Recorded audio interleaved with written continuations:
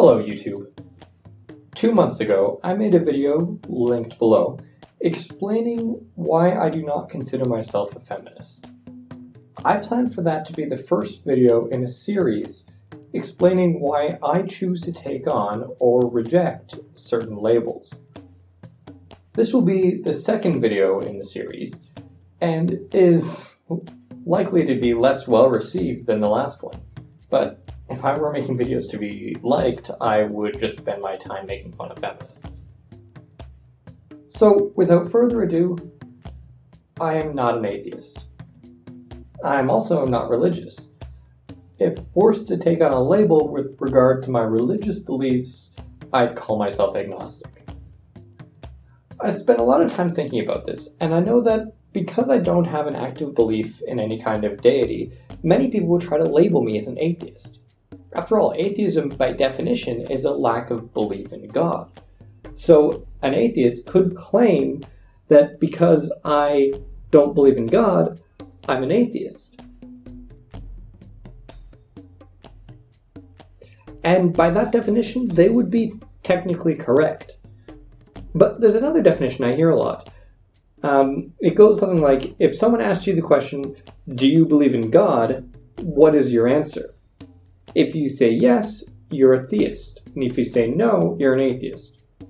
The problem is that when I'm asked this question, I generally refuse to answer because I feel like it's setting up a false dichotomy as though there are only two possible answers.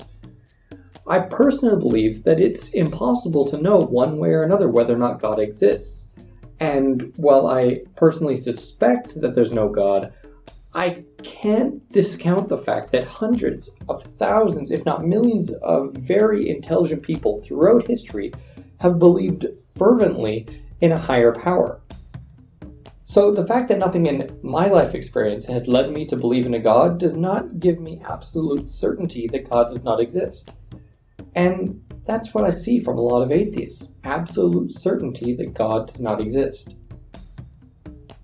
Now, that's as far as I can get on this issue based on the definition of the word alone. But as we know from feminism, the definition only tells part of the story.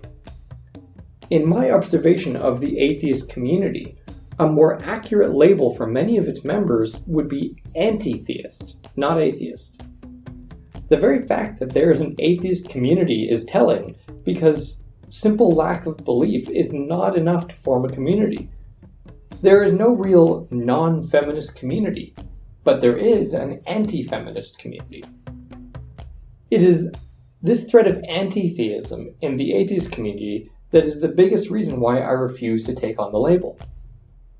If it were simply semantics, I would probably not bother making a distinction, but I have no interest in trying to convince religious people to give up their beliefs.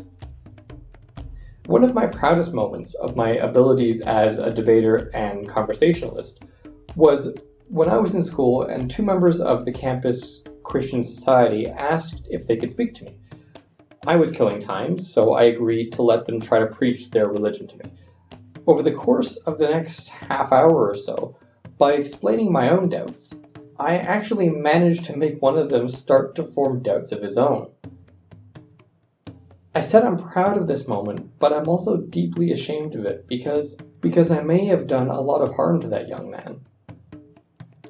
Research on happiness has shown that one of the factors that can contribute to greater levels of happiness is having a sense of spirituality or religious belief. The fact is, religion, despite all the evils that have been done in its name, also gives a lot of everyday people huge amounts of comfort and joy. For every person who holds a sign saying God hates fags, there's likely 10 who give to charity or volunteer their time helping others, in part because that's what their religion tells them to do.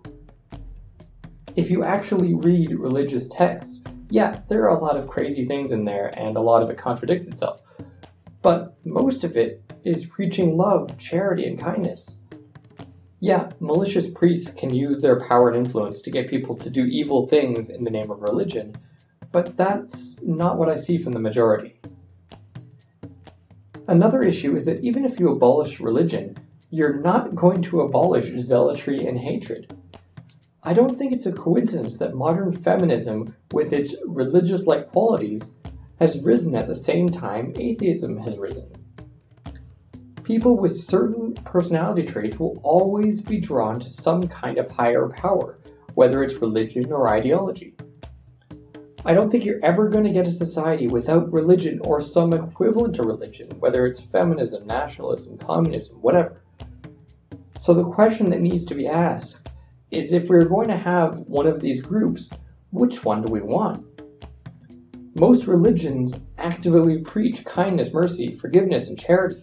That's a lot better than most of the alternatives.